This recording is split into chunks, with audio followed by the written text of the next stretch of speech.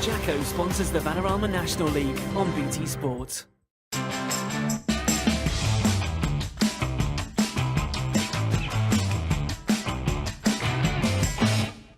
Hello everybody, welcome along to our latest roundup from the Vanarama National League, English football's fifth tier. Half an hour jam-packed with all the key incidents from the latest round of fixtures, including Grimsby's automatic promotion hopes crumble at the Shay. Johnson's Rockin' Robins become record breakers. And Gateshead break into the playoff places.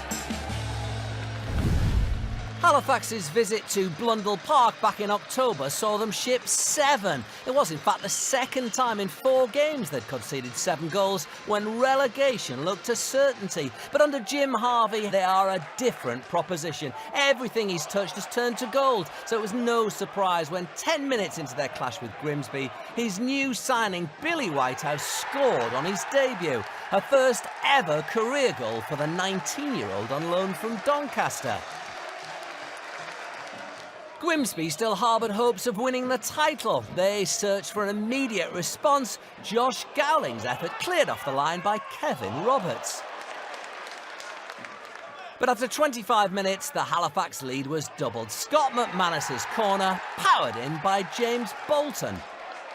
Last weekend's defeat to Forest Green was Jim Harvey's first in 3 months in charge at the Shay, and his team were clearly coming back to winning ways. Nicky Rowe making it 3-0 before the half-hour mark. Grimsby's Porrick Amend had scored 4 in the 7-0 victory earlier in the season. He poked home for what felt merely like a consolation for Paul Hurst's side. If there were any nerves, they were settled by that sensational free kick from Jake Hibbs. His first goal of the campaign, Grimsby conceding 4 for the first time in 2.5 years, since in fact a 4-0 defeat at the Shay. There was still time though for the visitors to make the scoreline feel a tad more flattering.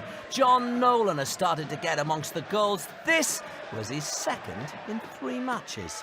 A great day then for Halifax, who lift themselves out of the relegation zone. A bad day though for Grimsby, made worse by alleged racist abuse of one of their players by some of their own supporters.